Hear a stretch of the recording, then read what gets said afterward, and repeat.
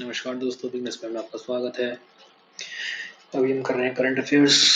कब की है? आज की और कल की। ठीक है। National news. सरकार ने सभी राज्यों और केंद्र शासित प्रदेशों से यह सुनिश्चित करने को कहा कि अगले सत्र से पहली कक्षा में प्रवेश की आयु 6 वर्ष से अधिक होगी। यानी कि जितने भी बच्चे हैं जिनकी पहली कक्षा में प्रवेश करवा रहे हैं उनमें 6 से ऊपर के बच्चे लिए जाएंगे।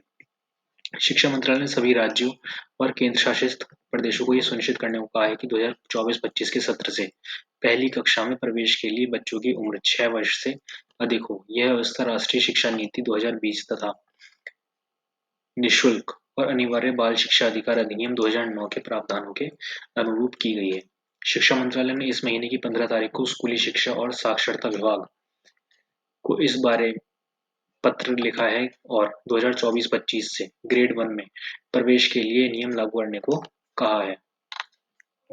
प्रधानमंत्री नरेंद्र मोदी ने राजकोट से 5 नए एम्स और 48,000 करोड़ रुपए से अधिक की विभिन्न विकास परियोजनाओं का शुभारंभ किया। प्रधानमंत्री नरेंद्र मोदी ने कहा कि देश में लोगों को किफायती स्वास्थ्य सुविधाएं प्रदान करना उनकी सरकार की प्राथमिकता है। आज राजकोट में 5 नए एम्स और 48,000 करोड़ रुपए से अधिक की कई विकास परियोजनाओं का शुभारंभ करते हुए प्रधानमंत्री ने कहा कि उनकी सरकार देश में स्वास्थ्य के क्षेत्र में बुनियादी सुविधाओं में सुधार लाने के लिए लगातार प्रयास कर रही है। प्रधानमंत्री ने कहा कि बीमारी रोकना और बीमारी से लड़ने के लिए क्षमता बढ़ाना भी उनकी सरकार की प्राथमिकता है। सरकार बिजली और बैटरी ऊर्जा भंडारण प्रणाली की स्थापना के लिए प्रोत्साहन देगी। केंद्रीय ऊर्जा तथा नवीन और नवीकरणीय ऊर्जा मंत्री राजकुमार सिंह ने ये कहा है। केंद्रीय ऊर्जा तथा नवीन और नवीकरणीय ऊर्जा मंत्री राजकुमार सिंह ने आज नई दिल्ली में 4,000 मेगावाट की क्षमता वाली बैटरी ऊर्जा भंडारण प्रणाली के विकास के लिए अनुदान योजना के क्रियान्वयन के ढांचे को अंतिम रूप देने से संबंधित बैठक की अध्यक्षता की। विद्युत मंत्रालय, नवीन और नवीकरणीय ऊर्जा मंत्रालय, केंद्रीय विद्युत प्राधिकरण, भारतीय सौर ऊर्जा निगम, ग्रिड इंडिया और एनटीपीसी विद्युत व्यापार निगम लिमिटेड के वरिष्ठ अधिकारी बैठक में मौजूद थे। प्रधानमंत्री नरेंद्र मोदी कल नई दिल्ली में भारत मंडपम में भारत टैक्सेस 2024 का शुभारंभ करेंगे। प्रधानमंत्री नरेंद्र मोदी कल नई दिल्ली के भारत मंडपम में भारत टैक्सेस 2024 का क्या करेंगे? शुभारंभ करेंगे। 4 दिन के इस वस्त्र कार्यक्रम में दुनिया के 100 से ज्यादा देश भाग लेंगे। इस कार्यक्रम में 65 से अधिक ज्ञान सत्र होंगे, जिनमें इस क्षेत्र से जुड़े 100 से अधिक वैश्विक विशेषज्ञ शामिल होंगे। इस कार्य में नीति निर्माताओं, 3,500 से ज्यादा प्रदर्शनी आयोजकों और 3,000 से अधिक खरीदारों के भाग लेने की उम्मीद है। इसमें 40,000 से अधिक व्यापारियों के भी आने की संभावना है। प्रधानमंत्री कार्यालय की विज्ञप्ति में कहा गया, जो नोटिफिकेशन निकलता है उसमें कहा है कि यह कार्यक्रम व्यापार और निवेश को बढ़ावा देगा और निर्यात बढ़ाने में उपयोगी होगा और कपड़ा क्षेत्र में भारत की स्थिति को मजबूती प्रदान करेगा। ठीक है। प्रधानमंत्री नरेंद्र मोदी ने आज गुजरात के द्वारका में ओखा और बेट द्वारका को जोड़ने वाले सिग्नेचर ब्रिज सुदर्शन सेतु राष्ट्र को समर्पित कर दिया है। प्रधानमंत्री नरेंद्र मोदी ने आज गुजरात के द्वारका में ओखा और बेट द्वारका को जोड़ने वाले सिग्नेचर ब्रिज सुदर्शन सेतु को राष्ट्र को समर्पित किया। इस सेतु की लंबाई लगभग 2 किलोमीटर और 320 मीटर है। 2 किलोमीटर और 320 मीटर। यह देश का सबसे लंबा केबल पुल है जो केबल पर टिका है। इस अवसर पर जनसभा को संबोधित करते हुए प्रधानमंत्री ने कहा कि प्राचीन द्वारका देखने के लिए गहरे सागर में जाने का उनका दशकों पुराना सपना आज साकार हो गया। श्री मोदी ने कहा कि सुदर्शन सेतु केवल एक सुविधा ही नहीं है, बल्कि ये इंजीनियरिंग का एक बहुत अनूठा उदाहरण है। प्रधानमंत्री ने द्वारका की स्वच्छता की सराहना की और लोगों से भविष्य में ऐसी ही स्वच्छता बनाए रखने का अनुरोध किया। प्रधानमंत्री ने कि कांग्रेस की पिछली सरकारों पर इच्छा शक्ति की कमी और आम जनता की सुविधाओं के लिए प्रतिबद्ध न होने का आरोप लगाया। श्री मोदी ने कहा कि एक तरफ तीर्थ स्थल आधुनिक बन रहे हैं और दूसरी तरफ आधुनिक विशाल परियोजनाएं नए भारत की नई तस्वीर प्रस्तुत कर रही है। गायत्री परिवार द्वारा आयोजित अश्वमेध यज्ञ में प्रधानमंत्री मोदी ने मादक पदार्थों की लत से बचने पर जोर दिया। प्रधानमंत्री नरेंद्र मोदी ने युवाओं को मादक पदार्थों की लत से बचाने पर जोर दिया है। उन्होंने कहा कि इस बुराई के अंत के लिए परिवार का सहयोग जरूरी है। गायत्री परिवार द्वारा आयोजित अश्वमेध यज्ञ में वीडियो संबोधन में श्री मोदी ने कहा कि नशा मुक्त भारत के लिए हर परिवार को एक संस्था के रूप में मजबूत होना आवश्यक है। प्रधानमंत्री ने कहा कि जब परिवार के मूल्यों में गिरावट आती है तो इसका प्रतिकूल प्रभाव पड़ता है। रक्षा सुरक्षा कोर आज अपना 77वां स्थापना दिवस मना रहा है। रक्षा सुरक्षा कोर DSC आज 77वां स्थापना दिवस मना रहा है। इसकी स्थापना 1947 में आज ही के दिन रक्षा विभाग के पुलिस दल के रूप में की गई थी। DSC के जवान 1947 से देश के विभिन्न संवेदनशील रक्षा और नागरिक संस्थानों को सुरक्षा मुहैया करा रहे हैं। इस अवसर पर सेना अध्यक्ष जनरल मनोज पांडे ने रक्षा सुरक्षा कोर के सभी अधिकारियों, सेवानिवृत्त कर्मियों और जो सेवानिवृत्त कर्मी हैं और उनके परिजनों को शुभकामनाएं दी हैं। आकाशवाणी के साथ विशेष साक्षात्कार यानी कि इंटरव्यू में सेना के उप प्रमुख और रक्षा सुरक्षा कोर के colonel commandant lieutenant general Rakesh Kapoor ने पिछले 77 वर्षों में कोर द्वारा निभाई गई अदम्य भूमिका का उल्लेख किया है। लेफ्टिनेंट जनरल कपूर ने बताया कि कोर किसी भी उभरते संकट से निपटने के लिए नवीनतम प्रौद्योगिकी अपना रहा है। यह साक्षात्कार आज शाम 4:30 बजे परिक्रमा कार्यक्रम में सुना जा सकता है। राष्ट्रपति द्रौपदी मुर्मू कल राष्ट्रपति भवन के अमृत उद्यान में एक दिन के पर्पल फेस्ट का उद्घाटन करेंगी। राष्ट्रपति द्रौपदी मुर्मू कल राष्ट्रपति भवन के अमृत उद्यान में एक दिन की पर्पल फेस्ट का उद्घाटन करेंगी।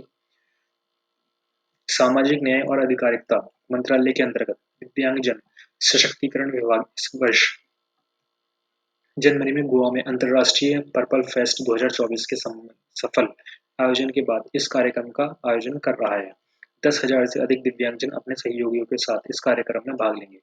पर्पल फेस्ट में उन सामाजिक संगठनों के समावेशी स्टॉल लगाए जाएंगे जो दिव्यांगजनों के लिए सुगमता और समावेशिता सुनिश्चित करने के साथ साथ उनके अधिकारों के लिए कार्य कर रहे हैं। ये आने वाले लोग राष्ट्रपति भवन संग्रहालय देखने भी जा सकते हैं। इसके अलावा अमृत उद्यान में पर्पल कैफे, क्लाइडोस्कोप, ज्ञान विज्ञान और खेलकूद जैसी गतिविधियों का आयोजन किया जाएगा। साल 2028-29 तक 50,000 करोड़ रुपए तक पहुंच जाएगा देश का रक्षा निर्यात, रक्षा मंत्री राजनाथ सिंह ने ये कहा है। रक्षा मंत्री राजनाथ सिंह ने कहा कि भारत का रक्षा क्षेत्र 28-29 तक 50,000 करोड़ रुपए का निर्यात लक्ष्य हासिल कर लेगा। नई दिल्ली में मीडिया संस्थान के कार्यक्रम में रक्षा मंत्री ने कहा कि इस दौरान भारत का वार्षिक रक्षा उत्पादन 3 लाख करोड़ रुपए तक पहुंचने की आशा है। रक्षा उपकरण विनिर्माण क्षेत्र में किए गए विभिन्न उपायों का उल्लेख करते हुए श्री सिंह ने कहा कि रक्षा मंत्रालय ने 5 सकारात्मक स्वदेशीकृत श्रेणियों को अधिसूचित किया है, जिनमें 500 उपकरण और घटक शामिल हैं। उन्होंने कहा कि इसके अलावा 4600 से अधिक रक्षा उपकरणों को रक्षा क्षेत्र के सार्वजनिक उपक्रमों के लिए अधिसूचित किया गया है। रक्षा मंत्री ने बताया कि वित्तीय वर्ष 2023-24 में अब तक 4,35,000 करोड़ रुपए से अधिक के पूंजी अधिग्रहण को सैद्धांतिक रूप से स्वीकृति दी जा चुकी है। खुले और समावेशी इंडो पैसिफिक के जरिए 4 जीवंत लोकतंत्रों का एक महत्वपूर्ण मंच है क्वाड, डॉक्टर एस जयशंकर ने ऐसा कहा है। विदेश मंत्री सुब्रमण्यम जयशंकर ने कहा कि क्वाड 4 बड़े जीवंत लोकतंत्रों के लिए एक महत्वपूर्ण और स्थायी मंच बन गया है। यह चारों लोकतंत्र मुक्त और समावेशी हिंद प्रशांत क्षेत्र के पक्षधर हैं। नई दिल्ली में क्वाड थिंक टैंक फोरम के कार्यक्रम में डॉक्टर जयशंकर ने कहा कि क्वाड वैश्विक आवश्यकताओं से फिर से उभरा है। कुछ जटिलताओं के कारण कुछ समय के लिए इसमें प्रगति नहीं हो सकी, लेकिन नई सरकारों और विभिन्न परिस्थितियों में ने इसे नया रूप दिया है। विदेश मंत्री ने कहा कि क्वाड के 4 देश भारत, ऑस्ट्रेलिया, जापान और अमेरिका का समूचे विश्व के लिए एक साथ आना बहुत अच्छा है। AI से बनाई गई है किसानों के विरोध प्रदर्शन की तस्वीरें PIB ने जनता को किया आगाह। पत्र सूचना कार्यालय PIB की तथ्य जांच टीम ने सोशल मीडिया पर प्रसारित हो रही किसानों के विरोध प्रदर्शन की तस्वीरों के बारे में आम जनता को आगाह किया है। ये तस्वीरें आर्टिफिशियल इंटेलिजेंस के माध्यम से बनाई गई हैं। टीम ने जनता से यह तस्वीरें अन्य लोगों को भेजने से पहले उसके स्रोत का सत्यापन करने की अपील की है। PIB ने कहा कि ऐसी तस्वीरें सच्चाई और कल्पना के बीच के अंतर को स्पष्ट कर सकती हैं। टीम ने स्पष्ट किया है कि सोशल मीडिया में प्रसारित तस्वीरें आर्टिफिशियल इंटेलिजेंस से बनाई गई हैं और प्रमाणित नहीं है। निर्वाचन आयोग ने आज लोकसभा चुनावों की तारीख और कार्यक्रम को लेकर व्हाट्सएप पर प्रसारित हो रहे फर्जी संदेश का भंडाफोड़ किया है। निर्वाचन आयोग ने आज लोकसभा चुनाव की तारीख और कार्यक्रम को लेकर व्हाट्सएप पर प्रसारित हो रहे फर्जी संदेश का भंडाफोड़ किया है। सोशल मीडिया की एक पोस्ट में आयोग ने कहा कि इसने अभी तक तारीख की घोषणा नहीं की है और यह संदेश फर्जी है। आयोग का कहना है कि चुनाव की तारीखों की घोषणा संवाददाता सम्मेलन के जरिए की जाएगी। भारत ने कहा क्वाड बहुध्रुवीय विश्व के विकास और लोकतंत्रीकरण को दर्शाता है। विदेश मंत्री डॉक्टर एस जयशंकर ने दिल्ली में रायसीना डायलॉग में क्वाड थिंक टैंक फोरम के सत्र को संबोधित करते हुए कहा कि भारत, ऑस्ट्रेलिया, जापान, अमेरिका के एक साथ आने से बहुध्रुवीय व्यवस्था के विकास की संभावना बनी है। उन्होंने कहा कि क्वाड बहुध्रुवीय विश्व और लोकतंत्रीकरण के विकास को परिलक्षित करता है। उन्होंने कहा कि क्वाड का उदय वैश्विक आवश्यकताओं, विभिन्न कारणों कारणों की जटिलताओं और तत्कालिक नई सरकारों तथा विभिन्न परिस्थितियों से हुआ है। 3 नए आपराधिक कानून इस साल 1 जुलाई से प्रभावी हो जाएंगे। सरकार ने कहा कि भारतीय नागरिक सुरक्षा संहिता 2023, भारतीय न्याय संहिता 2023 और भारतीय साक्ष्य अधिनियम 2023 1 जुलाई से लागू हो जाएंगे। गृह मंत्रालय ने आज इस बारे में एक राजपत्र अधिसूचना जारी की। ये तीनों विधेयक पिछले वर्ष दिसंबर में संसद में पारित किए गए थे। ये कानून भारतीय दंड संहिता 1860, दंड प्रक्रिया संहिता 1898, भारतीय साक्ष्य अधिनियम 1872 का स्थान लेंगे। प्रधानमंत्री नरेंद्र मोदी ने छत्तीसगढ़ में लगभग 35,000 करोड़ रुपए की कई विकास परियोजनाओं की शुरुआत की। प्रधानमंत्री नरेंद्र मोदी ने कहा कि उनकी सरकार का लक्ष्य देश के अन्नदाता को ऊर्जादाता भी बनाना है। प्रधानमंत्री ने छत्तीसगढ़ में करीब 35,000 करोड़ रुपए की 10 परियोजनाओं को वर्चुअल माध्यम से उद्घाटन और आधारशिला रखते हुए कहा कि इस लक्ष्य को हासिल करने के लिए सरकार उनके खेतों में बेकार पड़ी भूमि पर छोटे सौर संयंत्र लगाने के लिए सहायता की पेशकश कर रही है। उन्होंने कहा कि सरकार देश की बिजली जरूरत को सौर ऊर्जा से पूरा करने के साथ-साथ लोगों के बिजली बिलों को भी जीरो करना चाहती है। प्रधानमंत्री राजकोट से पंजाब के संगरूर में post graduate institute of medical education and research के 300 बिस्तरों वाले सैटेलाइट सेंटर को वर्चुअली समर्पित कर दिया है करेंगे। प्रधानमंत्री नरेंद्र मोदी कल गुजरात के राजकोट से पंजाब के संगरूर में post graduate institute of medical education and research के 300 बिस्तरों वाले सैटेलाइट सेंटर को वर्चुअली समर्पित करेंगे। वे पंजाब के फिरोजपुर में post graduate institute of medical education and research के 100 बिस्तरों वाले सैटेलाइट सेंटर की आधारशिला भी रखेंगे। इन केंद्रों की स्थापना से पंजाब और आसपास के राज्यों के लोगों के लिए व्यापक, सस्ती, गुणवत्तापूर्ण स्वास्थ्य सेवाओं की उपलब्धता में असंतुलन को दूर करने में मदद मिलेगी। ये सैटेलाइट केंद्र सामुदायिक आउटरीच गतिविधियों के माध्यम से और डिजिटल स्वास्थ्य देखभाल बुनियादी ढांचे का लाभ उठाकर दूर दराज के क्षेत्रों में वंचित आबादी तक सेवाएं सुलभ कराएंगे। रक्षा मंत्री राजनाथ सिंह ने कहा कि भारत रक्षा क्षेत्र में 50,000 करोड़ रुपए का निर्यात लक्ष्य 28-29 तक हासिल कर लेगा। रक्षा मंत्री राजनाथ सिंह ने कहा कि भारत रक्षा क्षेत्र में 50,000 करोड़ रुपए का निर्यात लक्ष्य 28-29 तक हासिल कर लेगा। नई दिल्ली में एक निजी मीडिया संगठन द्वारा आयोजित रक्षा शिखर सम्मेलन में उन्होंने यह भी कहा कि इसी अवधि में भारत का वार्षिक रक्षा उत्पादन 3 लाख करोड़ रुपए तक पहुंचने की आशा है। रक्षा विनिर्माण के क्षेत्र में उठाए गए प्रमुख कदमों पर प्रकाश डालते हुए श्री सिंह ने कहा कि रक्षा मंत्रालय ने सेवाओं की 5 सकारात्मक स्वदेशीकरण सूची अधिसूचित की है। इसमें 500 से अधिक वस्तुएं शामिल हैं। उन्होंने बताया कि सार्वजनिक क्षेत्र की रक्षा इकाइयों के लिए 4,600 से अधिक वस्तुओं के साथ 4 अन्य सूचियां भी अधिसूचित की गई हैं, ताकि ये सुनिश्चित किया जा सके कि सैनिक भारत में बने हथियारों और प्लेटफॉर्मों का उपयोग करें। प्रधानमंत्री नरेंद्र मोदी ने अमूल और लिज्जत पापड़ की सफलता की कहानियों को सहकारी समितियों की शक्ति के रूप में उद्धृत किया। प्रधानमंत्री नरेंद्र मोदी ने कहा कि आज शुरू की गई दुनिया की सबसे बड़ी सहकारी क्षेत्र की अनाज भंडारण योजना के परिणाम स्वरूप देश के हर कोने में हजारों भंडार और गोदाम होंगे। दिल्ली के भारत मंडप में सहकारी क्षेत्र के लिए कई प्रमुख पहलों की शुरुआत करते हुए उन्होंने कहा कि 1,25,000 करोड़ रुपए की लागत से 7 करोड़ मीट्रिक टन भंडारण क्षमता वाली यह योजना अगले 5 वर्षों में पूरी हो जाएगी। उन्होंने कहा कि इससे किसानों को अपनी उपज का भंडारण करने और अपनी आवश्यकताओं के अनुसार सही समय पर उसे बेचने और बैंकों से ऋण लेने में सहायता मिलेगी। प्रधानमंत्री ने गोदामों और अन्य कृषि बुनियादी ढांचे के निर्माण के लिए देश भर में अतिरिक्त 500 प्राथमिक कृषि ऋण समितियों की आधारशिला रखी। उन्होंने देश भर में 18,000 प्राथमिक कृषि ऋण समितियों में कंप्यूटरीकरण की परियोजना का शुभारंभ भी किया। श्री मोदी ने रेखांकित किया कि सहकारिता भारत के लिए एक प्राचीन अवधारणा है। उन्होंने कहा कि नए सहकारिता मंत्रालय के जरिए सरकार का लक्ष्य भारत के कृषि क्षेत्र की बिखरी हुई शक्तियों का एक साथ लाना है। प्रधानमंत्री ने आने वाले वर्षों में 2 लाख सहकारी समितियों की स्थापना के सरकार के लक्ष्य को दोहराया है। International news. Screen actors guilds award (SAG) में ओपनहाइमर ने 3 और killers of the flower moon ने एक प्रमुख पुरस्कार जीता। Screen actors guilds award SAG में ओपनहाइमर ने 3 और killers of the flower moon ने एक प्रमुख पुरस्कार जीता है। सिलियन मर्फी को ओपनहाइमर में प्रमुख भूमिका के लिए सर्वश्रेष्ठ पुरुष अभिनेता, रॉबर्ट डाउनी जूनियर को सर्वश्रेष्ठ सहायक अभिनेता और इस फिल्म को सर्वश्रेष्ठ फिल्म कलाकारों का पुरस्कार मिला। लिली ग्लैडस्टोन को killers of the flower moon के लिए सर्वश्रेष्ठ महिला अभिनेत्री और डावाइन जोया रेडोल्फ को होल्डोवर्स में अभिनय के लिए सर्वश्रेष्ठ सहायक अभिनेत्री का पुरस्कार मिला। इस साल का लाइफटाइम अचीवमेंट अवार्ड मशहूर गायिका और अभिनेत्री बारबरा स्ट्रीसैंड को इनको दिया गया है और इस साल के SAG अवार्ड दुनिया भर में OTT पर दिखाया जाने वाला पहला अवार्ड शो बन गया है। OTT पर दुनिया भर में पहला अवार्ड शो कौन सा है? SAG। केंद्रीय सड़क परिवहन और राजमार्ग मंत्री नितिन गडकरी ने गल्फ महाराष्ट्र बिजनेस फोरम में भारत के कार्बन तटस्थ बनाने के महत्वाकांक्षी लक्ष्य को दोहराया है।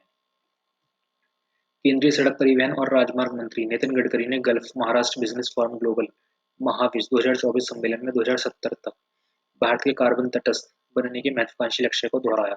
दुबई में इस कार्यक्रम में सतत विकास और आर्थिक सहयोग पर विचार विमर्श करने के लिए दुनिया भर से नेताओं और नवप्रवर्तकों को बुलाया गया है।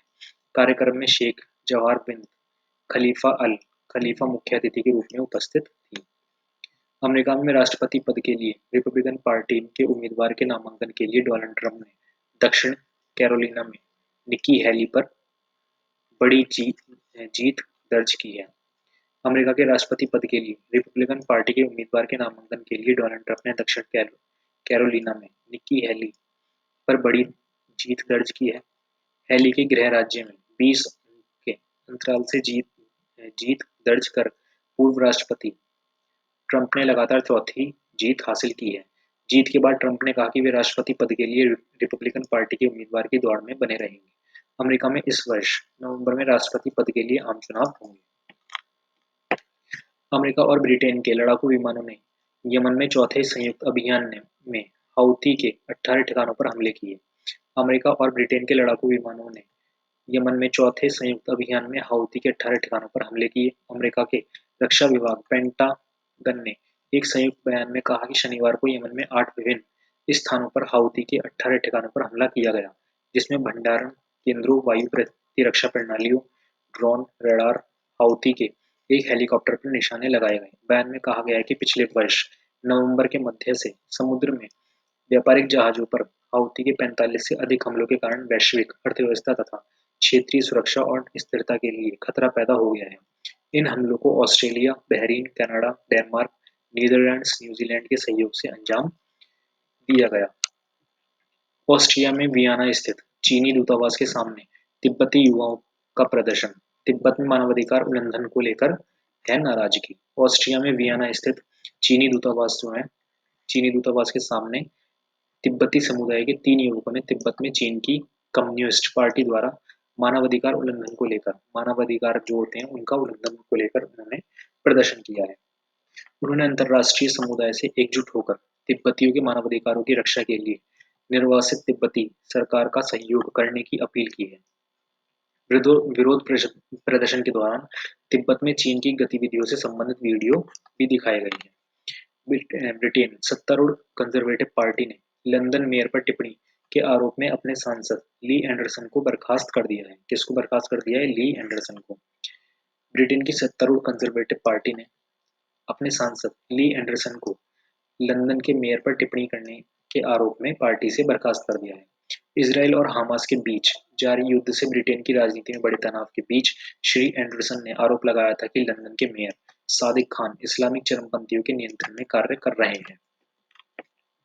ट्यूनीशिया की एक अदालत ने पूर्व राष्ट्रपति मोंसेफ मैराजौ की 8 वर्ष कारावास की सजा सुनाई है। ठीक है, ट्यूनीशिया की एक अदालत ने पूर्व राष्ट्रपति मोंसेफ मैराजौ को अव्यवस्था उकसाने के आरोप का दोषी पाया है और उन्हें 8 वर्ष की कारावास की सजा सुनाई है। मीडिया रिपोर्ट्स के अनुसार श्री मैराजौ फ्रांस में हैं और सुनवाई के समय अदालत में मौजूद नहीं थे। वह वर्ष 2011 में अरब स्प्रिंग क्रांति के बाद लोकतांत्रिक रूप से निर्वाचित पहले राष्ट्राध्यक्ष हैं। अब आ जाते हैं हम स्टेट न्यूज। प्रधानमंत्री नरेंद्र मोदी ने आज उत्तर प्रदेश में रायबरेली सहित देश के 5 राज्यों में निर्मित एम्स का उद्घाटन किया है। इसमें भी पूरा यही है, 5 राज्यों में निर्मित एम्स का उद्घाटन किया है। प्रधानमंत्री नरेंद्र मोदी ने इम्फाल के 150 बिस्तरों वाले क्रिटिकल केयर ब्लॉक के निर्माण की आधारशिला रखी। प्रधानमंत्री नरेंद्र मोदी ने आज गुजरात के राजकोट में रेसकोर्स ग्राउंड में प्रधानमंत्री आयुष्मान भारत इंफ्रास्ट्रक्चर मिशन के अंतर्गत क्षेत्रीय आयुर्विज्ञान संस्थान इम्फाल के 150 बिस्तरों वाले क्रिटिकल केयर ब्लॉक के निर्माण की आधारशिला रखी है। कश्मीर के कुलगाम जिले में पुलिस ने सुरक्षा बलों के साथ मिलकर प्रतिबंधित आतंकी संगठन लश्कर-ए-तैयब से जुड़े 4 आतंकियों को गिरफ्तार कर लिया है। दक्षिण कश्मीर के कुलगाम जिले में आज पुलिस ने सुरक्षा बलों के साथ मिलकर प्रतिबंधित आतंकी संगठन लश्कर-ए-तैयब से जुड़े 4 आतंकवादियों को गिरफ्तार किया। काई मोहे पुलिस थाने में दर्ज एक मामले के जांच के दौरान कुलगाम पुलिस ने सेना की एक राष्ट्रीय राइफल्स और सीआरपीएफ की 18वीं बटालियन के साथ लश्कर मॉड्यूल का भांडाफोड़ किया और आतंकियों को गिरफ्तार कर उनसे एक पिस्टल और अन्य हथियार बरामद किए। केरल में आज अट्टुकल पोंगल का पर्व मनाया जा रहा है। केरल की राजधानी त्रिवेंद्रपुरम में आज अट्टुकल पोंगल का पर्व मनाया जा रहा है। इस अवसर पर बड़ी संख्या में महिलाएं एकत्रित होकर धार्मिक विधि विधान संपन्न करती हैं। हमारी संवाददाता ने बताया कि वर्ष 2009 में महिलाओं ने एक ही दिन में सबसे बड़े धार्मिक कार्यक्रम के लिए Guinness book of world record में जगह बनाई थी। उस समय इस अनुष्ठान में 25 लाख महिलाओं ने भाग लिया था। मुंबई महानगर क्षेत्र में बिट्स प्लानी के एक अत्याधुनिक परिसर का उद्घाटन। केंद्रीय वित्त मंत्री निर्मला सीतारमण ने आज मुंबई महानगर क्षेत्र में बिट्स प्लानी के एक अत्याधुनिक परिसर का उद्घाटन किया। इस अवसर पर श्रीमती निर्मला सीतारमण ने कहा कि सरकार 5 सिद्धांतों न्यूनतम सरकार, अधिकतम शासन, समग्र दृष्टिकोण, प्रतिक्रिया और शिकायत निवारण, निगरानी और निरंतर सुधार से काम कर रही है। उन्होंने छात्रों से इन विषयों का अध्ययन करने का अनुरोध किया है। त्रिशक्ति कमान ने आज क्लिम्पोंग में एक पूर्व सैनिक रैली का आयोजन किया है। पूर्व सैनिकों और वीर नारी तक पहुंच बनाने के अभियान के अंतर्गत त्रिशक्ति कमान ने आज क्लिम्पोंग में एक पूर्व सैनिक रैली का आयोजन किया। रैली में 563 पूर्व सैनिकों ने हिस्सा लिया। इनमें 5 वीर नारी और 3 युद्ध सैनिक तथा उनके आश्रित शामिल थे। मणिपुर में असम राइफल्स के जवानों और मणिपुर पुलिस के कमांडो ने एक अपहृत व्यक्ति को सफलतापूर्वक बचाया है। पेपर लीक के आरोपों के बीच उत्तर प्रदेश पुलिस कांस्टेबल भर्ती रद्द कर दी गई है। उत्तर प्रदेश के मुख्यमंत्री योगी आदित्यनाथ के निर्देश पर राज्य में 17 और 18 फरवरी को आयोजित पुलिस कांस्टेबल भर्ती परीक्षा रद्द कर दी गई है। अगले 6 महीने के अंदर पूरी शुचिता के साथ दोबारा परीक्षा आयोजित की जाएगी। परीक्षा में दोबारा शामिल होने वाले उम्मीदवारों को उत्तर प्रदेश परिवहन निगम निःशुल्क परिवहन सुविधा उपलब्ध कराएगा। इस बारे में राज्य के गृह विभाग ने आदेश जारी कर दिए हैं। उत्तर प्रदेश के कासगंज में एक ट्रैक्टर ट्रॉली के तालाब में गिर जाने से 8 बच्चों और 13 महिलाओं सहित 23 लोगों की मौत हो गई है। महाराष्ट्र सूक्ष्म और लघु मध्यम उद्यम रक्षा प्रदर्शनी का उद्घाटन। देश की सबसे बड़ी और महाराष्ट्र की पहली महाराष्ट्र सूक्ष्म लघु और मध्यम उद्यम रक्षा प्रदर्शनी का उद्घाटन उप मुख्यमंत्री देवेंद्र फडणवीस ने आज शाम पुणे के निकट मोशी के अंतर्राष्ट्रीय प्रदर्शनी और सम्मेलन में केंद्र में किया। श्री फडणवीस ने कहा कि महाराष्ट्र के रक्षा उद्योग को बढ़ावा देने के लिए नई नीति लाई जाएगी। इस क्षेत्र में सूक्ष्म लघु और मध्यम उद्यमों को विकसित करने के प्रयास किए जाएंगे।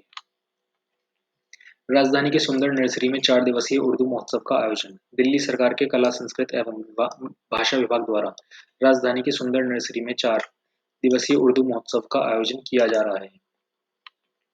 इस महोत्सव में उर्दू भाषा के समृद्ध सांस्कृतिक ताने बाने को प्रमुखता से उजागर किया जा रहा है। कार्यक्रम में लोग सांस्कृतिक उत्सवों का आनंद ले रहे हैं। कार्यक्रम में आज लोगों को संबोधित करते हुए दिल्ली सरकार में मंत्री सौरभ भारद्वाज ने कहा कि दिल्ली सरकार लगातार दिल्ली के अलग अलग इलाकों में ऐसे कार्यक्रम आयोजित कर रही है। इन कार्यक्रम के पीछे एकमात्र उद्देश्य युवा पीढ़ी के दिलों में हमारी गंगा जमुना जुमनी संस्कृति को स्थापित करना है। उन्होंने कहा कि उर्दू एक बहुत ही मीठी भाषा है जो इंसान को दूसरे इंसान से जोड़ती है। एनआईए ने जम्मू कश्मीर को हंदवाड़ा में नशीले पदार्थों की तस्करी मामले में 4 अचल संपत्तियों और 2 करोड़ से अधिक रुपए जब्त किए। राष्ट्रीय अन्वेषण अभिकरण (एनआईए) ने जम्मू कश्मीर के हंदवाड़ा में पदार्थों की तस्करी मामले में 4 अचल संपत्तियां जब्त की हैं और 2 करोड़ से अधिक रुपए जब्त किए हैं। एनआईए ने विज्ञप्ति में कहा, इस संपत्तियों को संबंध कुपवाड़ा जिले के हंदवाड़ा तहसील के 4 आरोपियों से है। मुख्य न्यायाधीश न्यायमूर्ति एन कोटेश्वर सिंह की अध्यक्षता में आयोजित की गई विशेष लोक अदालत जम्मू कश्मीर में शुक्रवार को जम्मू कश्मीर उच्च न्यायालय के मुख्य न्यायाधीश न्यायमूर्ति एन कोटेश्वर सिंह की अध्यक्षता में विशेष लोक अदालत का आयोजन किया गया। आकाशवाणी के जम्मू संवाददाता ने बताया कि इस लोक अदालत का मुख्य उद्देश्य अलग-अलग उपभोक्ता मंचों में लंबित मामलों का समाधान करना था। इसमें कुल 271 मामलों पर विचार किया गया, जिनमें 44 मामलों का सफलतापूर्वक निपटारा हुआ। जम्मू कश्मीर विधिक सेवा प्राधिकरण के सदस्य सचिव अमित कुमार गुप्ता ने वादियों से आग्रह किया कि वे विशेष लोक अदालतों का अधिक से अधिक लाभ उठाएं। असम मुस्लिम विवाह और तालाक पंजीकरण अधिनियम 1935 हुआ निरस्त। असम सरकार ने कल मंत्रिमंडल की बैठक में असम मुस्लिम विवाह और तालाक पंजीकरण अधिनियम 1935 को निरस्त करने का फैसला किया है।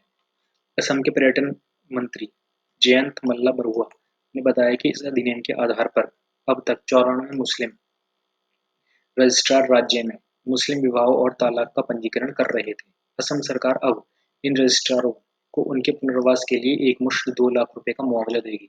श्री बरुआ ने कहा कि इसके बाद अब इस अधिनियम के माध्यम से मुस्लिम विवाह और तालाक का पंजीकरण नहीं हो सकता।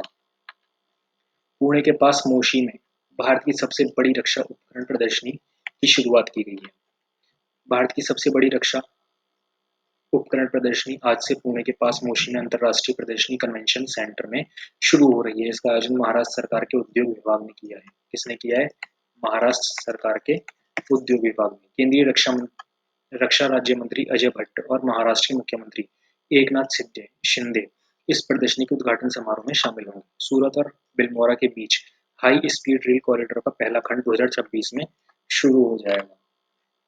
अमृत भारत स्टेशन योजना के अंतर्गत गुजरात के सूरत रेलवे स्टेशन को यात्रियों के लिए विश्व स्तरीय सुविधाओं के साथ विकसित किया जा रहा है। इसके अंतर्गत परिवहन के सभी साधनों को एकीकृत करने वाला निर्बाध मल्टी मॉडल ट्रांसपोर्ट हब बनाया जा रहा है। और इसी के साथ हो जाते हैं आज के समाचार समाप्त।